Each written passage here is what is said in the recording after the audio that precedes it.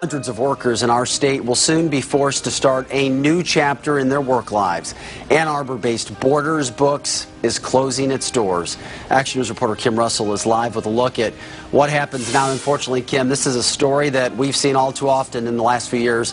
Thousands of people in Detroit, in Metro Detroit, facing similar situations. Absolutely, Vic. There are simply no buyers for the country's second largest bookstore chain. So the bookstore will ask a judge on Thursday to approve the business's liquidation.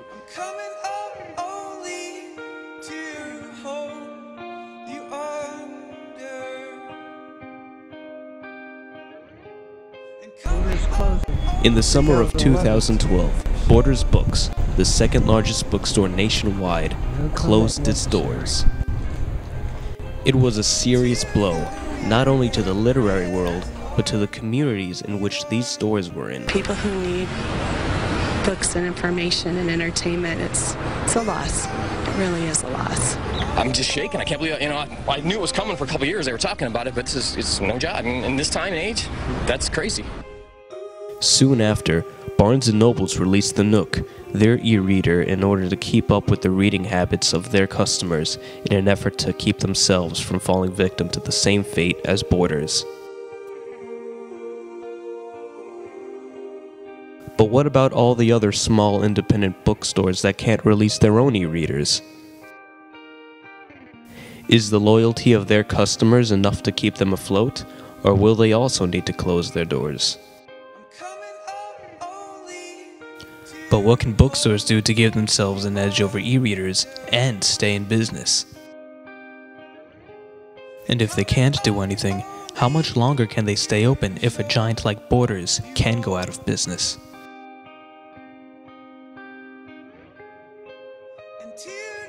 Does the convenience of never needing to leave your home for a new book outmatch the hometown bookstore? Or is it more than just a book that makes a bookstore?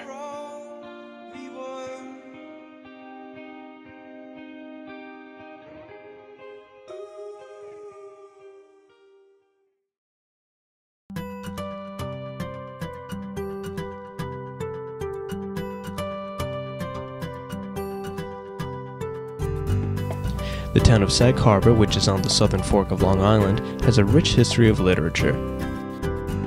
It has been home to many writers over the years, such as John Steinbeck, and still today has a very strong literary culture. For the past 30 years, the small independent bookstore, Conyo's Books, has been at the center of this literary culture. Though he has since sold his shop, founder Conyo Pavone still comes in to volunteer his time and help customers find those first edition books and hard-to-find collectibles that might not even be found online. Well, what's kept the store going is we have very loyal customers, people in Sag Harbor who read. Sag Harbor is a town of writers and readers, and they like to come to an independent bookstore like Conyo's Books, where we can find the books for them. If we don't have it in the shop, we get it for them. Some of the uniqueness that separates Conyo's Books from other bookstores is the readings that it hosts from both local and well-known authors.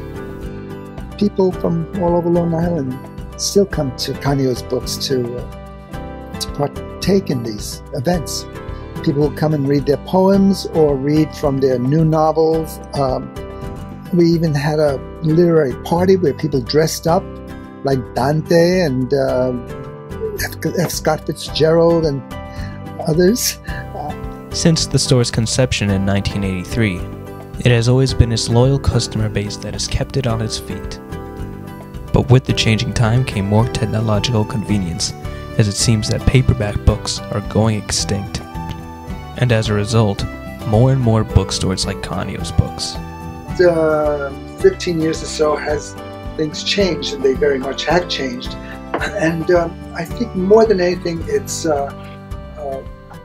due to the internet.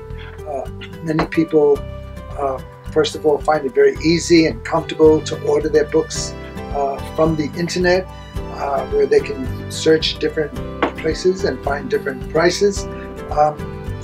And as well as using the tablets, the Kindle and other devices to read their books. So all of that has made the little independent bookshop become more and more a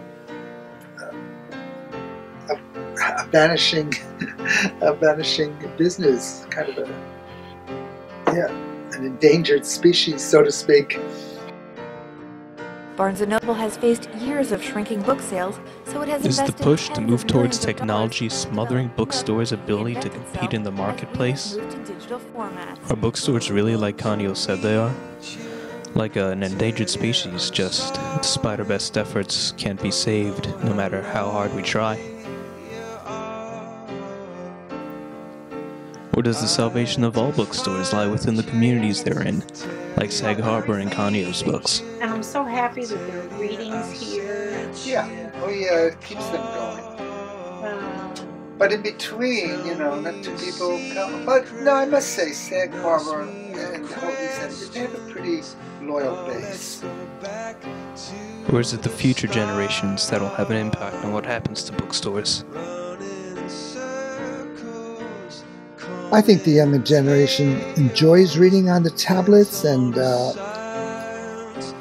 yet there is that small minority of young people who do like to have books. They come into the shop, I still see them, and it's wonderful to see that they are interested in reading. But just in general, I think young people do read more than they are given credit to. The older generation, however, those who have all their lives been reading books, aren't so quick to give up their paper editions. So lots of people still like to have a book in their hand and go to bed with a book rather than with a tablet. And I'm sorry, we seem to be losing it. Well, I mean, independent bookshops have a hard time staying in business. God. First of all, rents are very high, and so they can, even when they love it, it's hard to hold on to it. I think education is probably the answer, and as of now, we have more and more people going to college, and so if they didn't discover reading when they were in junior or senior high school, they certainly will in college, and that will keep the need for books and reading matter. So that's what needs to happen. We have to really encourage as many young people as possible to get a good education. Keeping paper media alive seems like a lost cause, I'm afraid, when you look at the number of magazines who are now just going online. There's no more paper, and I think the media realizes this, that people are very much plugged into their tablets, so that even newspapers like the New York Times, they try to encourage people now to subscribe online. But I still think, I may be wrong, but I still think the paper editions are going to be around for a while. I don't know how much longer. I can't tell you what's going to happen in 25, 50 years, but I think for the next 10 or 15 years, 20 years, we'll still have newspapers and magazines.